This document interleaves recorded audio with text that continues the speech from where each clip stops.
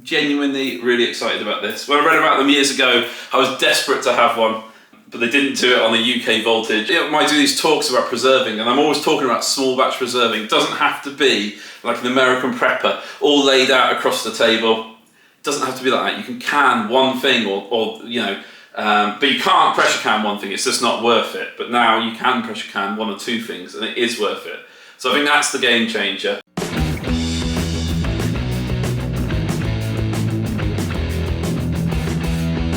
Okay, a bit of a treat for myself this week.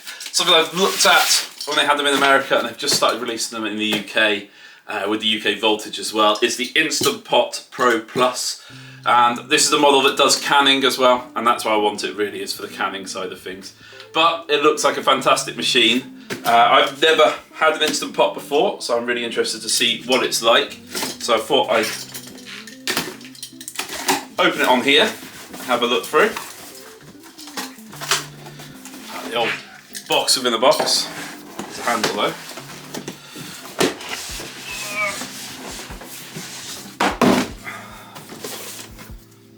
Now I think with a lot of Instant Pots they do two different sizes. At the moment with the Pro Plus one, we're only doing the one size, which is slightly smaller. A bit unfortunate really, because I do like to cook in bulk when I cook.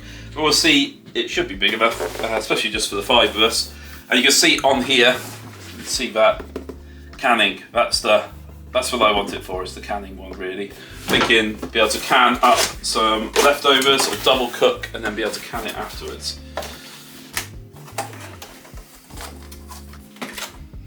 Okay, we've got our instructions how to get started. We've got a rubber seal. Apparently, I think there's 2 of these in there.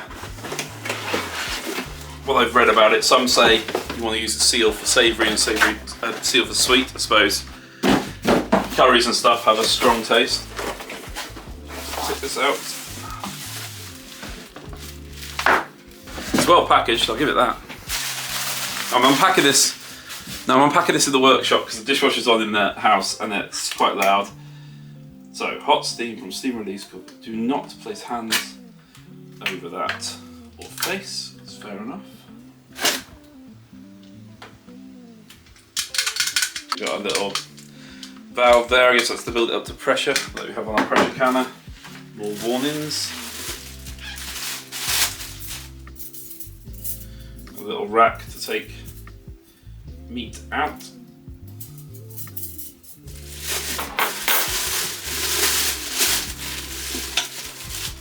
Okay, it's not the biggest saucepan in the world, but it's probably as big as kind of like my big one I use for mashed potatoes and stuff.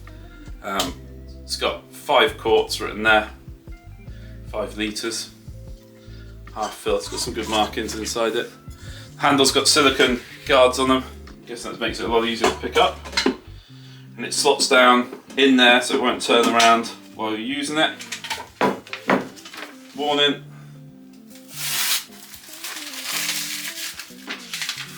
I first wanted to read, to be honest, than to watch a video. Irony of doing a video. So it looks like I've got to scan a QR code and it gives me some access to recipes. I was hoping there'd be a little recipe book or something with it, or something at least to get me started really quickly. So the orange one, this one is an extra sealing ring. There's one in there, it's a different colour. I guess so you can differentiate between them. Right, let's go across the house. Okay, so a bit of a size comparison between this and my 23 quart Presto canner. And this will do 9 pints, this will only do 4. There's a lot more gubbins in this one than this. That can go off to one side. I'm having to use an extension cable. The cable is only about 1 metre long. So I'm going to use an extension cable. It's telling me it's off at the moment. So I've got my phone out for the instructions because it doesn't come with a paper copy. So remove cooking pot from the moisture cooker. So let's take the lid off. Wash it out and fill it to the first mark, 1 with water. So let's do that. Place and close the lid.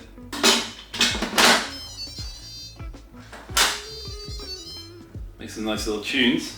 Pressure cook. Turn the dial to 5.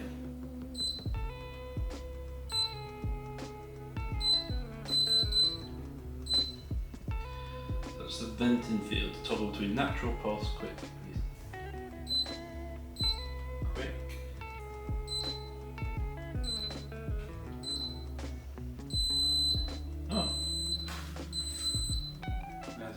fucking hell. Mad panic. Okay, let's see what happens. Okay, so that's 5 minutes, not keeping it warm and quick venting. And now it's showing preheating.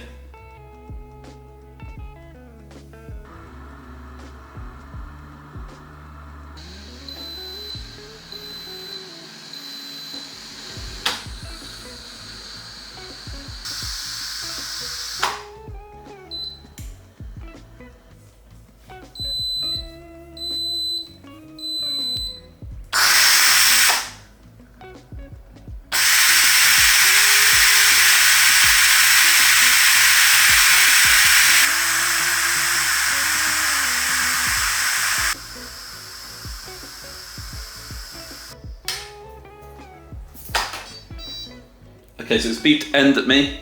It's no longer got the little warning there that says it's pressurised.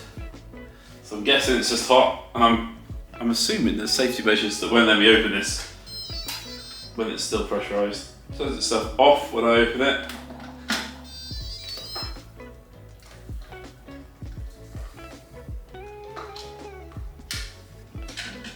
The silicone handle's really good. And here you go, my instant pot water. Very nice. I'm really excited to mess around with this. I think it's gonna be great fun. Got the little mesh rack. You can put 4 pints in there at a time. I think it's gonna be great for like cooking up some potatoes and canning some at the same time. Spaghetti bolognese, things like that. Stuff that I can do a bit more in bulk and have some stuff on the cupboard, ready to go. Obviously it's only pint jars and there's 5 of us, so we do need quite a few pints worth of food to make a meal.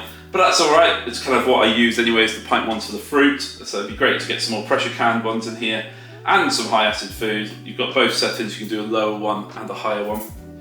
So, saucepan is a little bit smaller than I would like, but I knew the size when I was buying it, so I would prefer a bigger size if I did one, just because I cook in bulk. Touchscreen is nice and shiny, maybe too shiny actually, but easy to press, and you can kind of go through all the options quite easily, and it's quite intuitive. It seems to be quite good that you can kind of just go through it quite easily. I do wish it came with a paper instruction manual. I don't like the fact it doesn't. I have to use my phone. I think it's bad when I'm around the kids. If I'm using my phone, even to cook with, I think it looks really bad if I'm doing something. So I think that's a bad point. I'd like a paper manual. I know I can print it out, but it's 60 something pages. It's a shame it doesn't come with it. And it's a shame it doesn't come with any recipes as well. I know I can look some up, and I've just downloaded an app for my phone that's got thousands of recipes on there. So I'm looking forward to going through those. But again, you know, a leaflet or a booklet inside would be really, really nice. I like the fact it comes with 2 sealing rings, and I might, yeah, if I'm doing curries and stuff, it might come to using that. But it doesn't come with much, anything other than lots of warning stickers and a piece of paper with QR codes to look at the manuals. And it's not that expensive. I mean, compared to an actual pressure canner, this is pretty cheap. I think I paid £150 for this. It was on special offer, but I should imagine it's going to stay at that for a while. Whereas pressure canner in the UK are really expensive. As a low-cost pressure canner, I think it's really good as well, especially if you're happy to do things in small bulk batches. You know, I do these talks about preserving, and I'm always talking about small batch preserving. It doesn't have to be like an American prepper, all laid out across the table. It doesn't have to be like that. You can can one thing, or you know, but you can't pressure can one thing. It's just not worth it. But now you can pressure can 1 or 2 things, and it is worth it. So I think that's the game changer. I do use my asparagus pan to water bath just 1 can occasionally, like a can of tomatoes while I'm cooking tea. And I think that works really well. You do that 7 days in a row, suddenly you've got 7 things saved up in the pantry, and before you know it, you've got shelves full. So I think this is going to be the same, sat on the side. It's going to go over there by the toaster, I think, and it's going to do its thing, you know, frequently. It's going to can me some leftovers, it's going to can me some extra food, and it's going to fill that larder up slowly.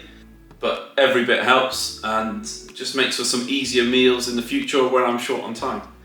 So there's lots of possibilities with this, lots of stuff to mess about with and try, so it should be good fun. Thanks for watching.